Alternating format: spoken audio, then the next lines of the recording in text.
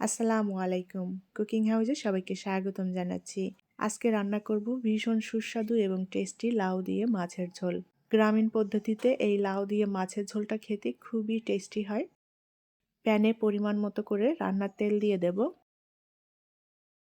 এখন এই তেলের মধ্যে দিয়ে দেব আগে থেকেই হলুদ লবণ মেখে রাখা মাছ। আমি আজকে এখানে নলা মাছ নিয়েছি। নলা মাছের এই ঝোল তরকারিটা খেতে খুবই টেস্টি হয়। মাছগুলোকে এখন আমি হালকা ভেজে নেব।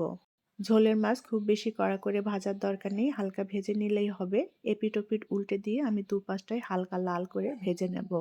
নলা মাছের পরিবর্তে এখানে যে কোনো বড় মাছ দিয়ে একইভাবে রান্না করে নেওয়া যাবে। আর এখানে মাছগুলো কষিয়েও রান্না করা যাবে, আবার এভাবে ভেজেও রান্না করা যাবে। মাছগুলো আমি এপিট ওপিট উল্টে দিয়ে হালকা ভেজে নিয়েছি। এখন তেল থেকে মাছগুলো তুলে নেব। এখন এই তেলের মধ্যে দিয়ে দেব পেঁয়াজ বাটা। আমি এখানে 2 টেবিল চামচ পরিমাণ পেঁয়াজ বাটা নিয়েছি। পেঁয়াজটা একটু ভেজে নেব। আর সাথে এখানে 2 কোয়া রসুন দিয়েছিলাম বড় সাইজের। রসুন এবং পেঁয়াজ একসাথে বেটে নিয়েছি। পেঁয়াজ রসুন হালকা ভেজে নিয়েছি। এখন এর মধ্যে দিয়ে দেব পরিমাণ মতো করে লবণ। ধনিয়ার গুঁড়া দিয়ে দেব 1 চা চামচ পরিমাণ। শুকনা মরিচের গুঁড়া 1/2 চা চামচ পরিমাণ। হলুদ গুঁড়া দিয়ে দেব 1/2 চা চামচ পরিমাণ। মশলাটা একটু নেড়ে চেড়ে কষিয়ে নেব।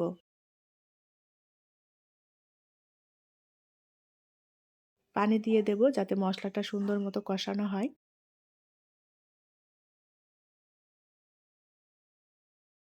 অল্প আঁচে নেড়েচেড়ে আমি মশলাটা সুন্দর করে কষিয়ে নিয়েছি।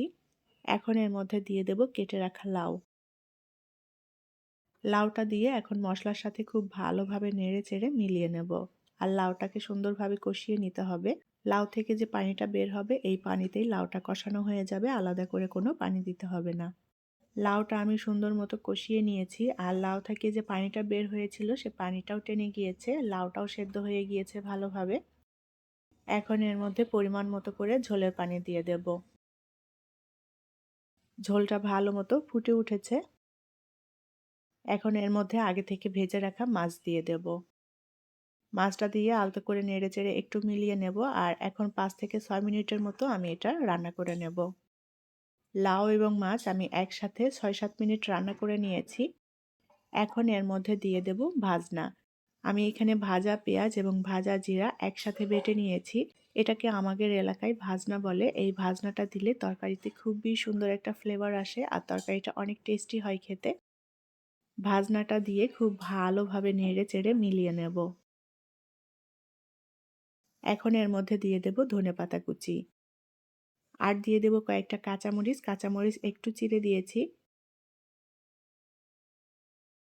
আরও 2-3 মিনিট আমি তরকারিটা রান্না করে নেব।